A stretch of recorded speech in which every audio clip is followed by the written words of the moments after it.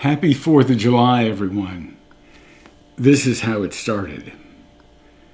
The unanimous declaration of the 13 United States of America, when in the course of human events it becomes necessary for one people to dissolve the political bands which have connected them to another, and to assume among the powers of earth the separate and equal station to which the laws of nature and of nature's God entitled them.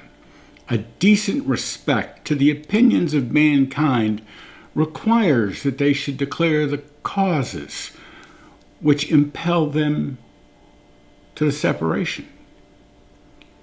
We hold these truths to be self-evident, that all men are created equal, that they are endowed by their Creator with certain unalienable rights, that among these are life, liberty, and the pursuit of happiness, that to secure these rights, governments are instituted among men, deriving their powers from the consent of the governed, that whenever any form of government becomes destructive of these ends, it is the right of the people to alter or to abolish it, and to institute new government, laying its foundations on such principles and organizing its powers in such form as to them shall seem most likely to affect their safety and happiness.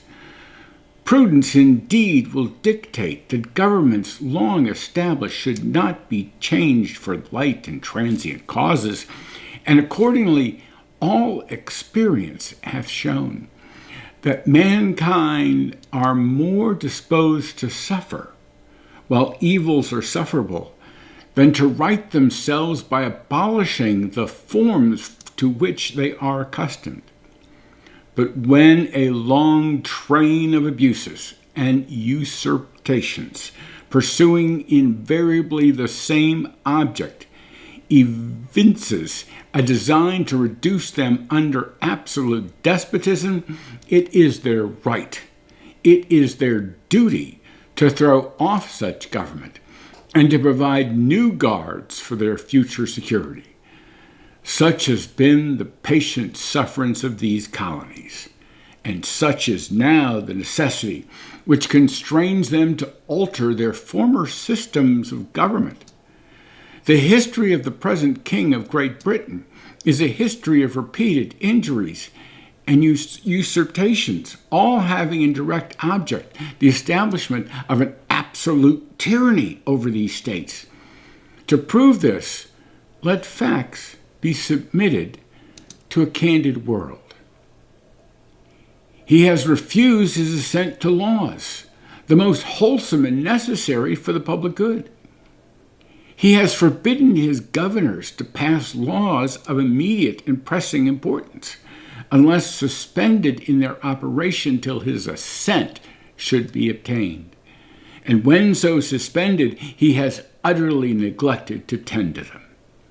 He has refused to pass other laws for the accommodation of large districts of people, unless those people would relinquish the right of representation in the legislature, a right esteemable to them and formidable to tyrants only.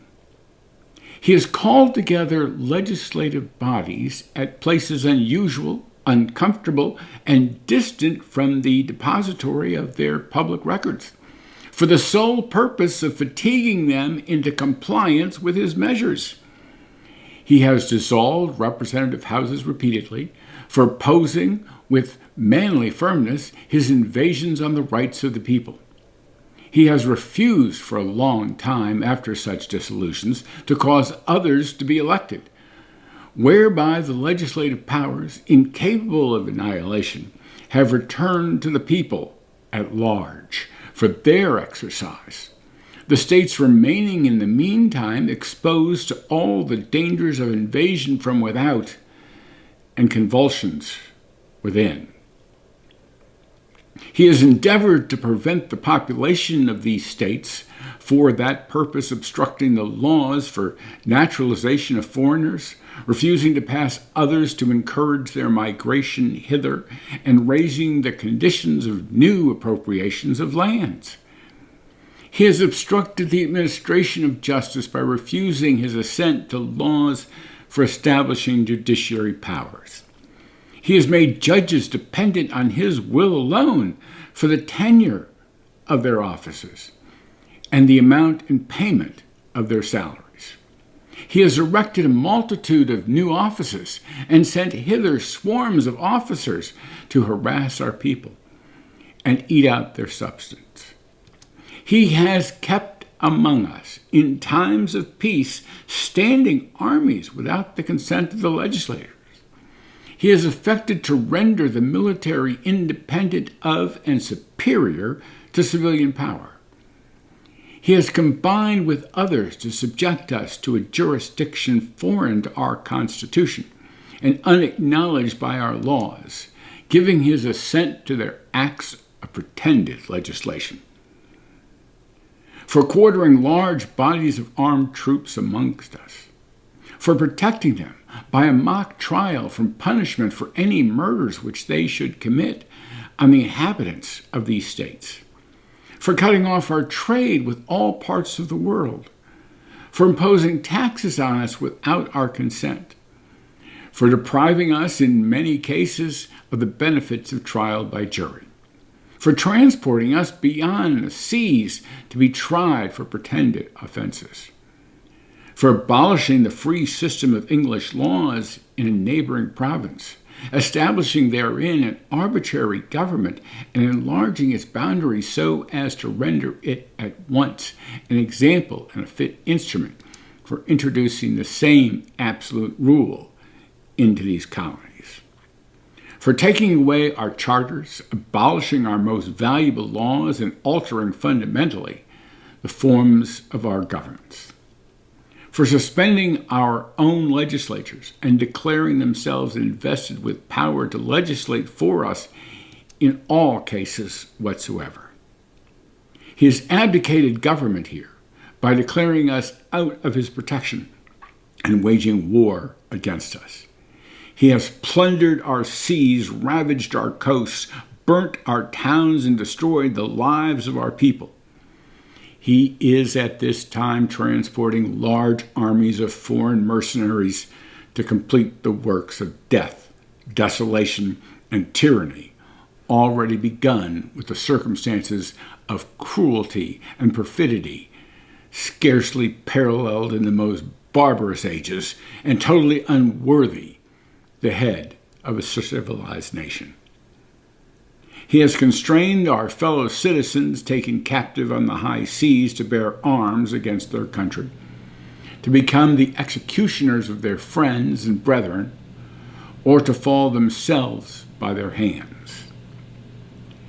He has excited domestic insurrections amongst us and has endeavored to bring on the inhabitants of our frontiers, the merciless Indian savages whose known rule of warfare is an undistinguished destruction of all ages, sexes, and conditions. In every stage of these oppressions, we have petitioned for redress in the most humble terms. Our repeated petitions have been answered only by repeated injury. A prince whose character is thus marked by every act which may define a tyrant is unfit to be the ruler of a free people. Nor have we been wanting in our attentions to our British brethren. We have warned them from the start, time to time, of attempts by their legislature to extend an unwarrantable jurisdiction over us. We have reminded them of the circumstances of our emigration and settlement here. We have appealed to their native justice and magnanimity. And we have conjured them to the ties of our common kindred to disavow these usurpations, which would inevitably interrupt our connections and correspondence.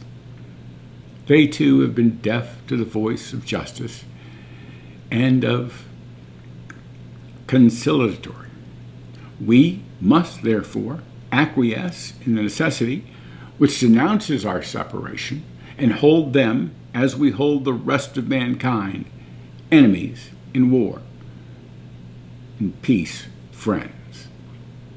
We, therefore, the representatives of the United States of America in General Congress, assembled, appealing to the supreme judgment of the world for the rectitude of our intentions, do, in the name and by authority of the good people of these colonies, solemnly publish and declare that these united colonies are, and of right ought to be free and independent states, that they are absolved from all allegiance to the British Crown, and that all political connection between them and the state of Great Britain is and ought to be totally dissolved, and that as free and independent states they have full power to levy war, conclude peace, contract alliances, establish commerce, and do all other acts and things which independent states may of right do. And for the support of this declaration, with a firm reliance on the protection of divine providence, we mutually pledge to each other our lives, our fortunes, and our sacred honor. Released July 4, 1776.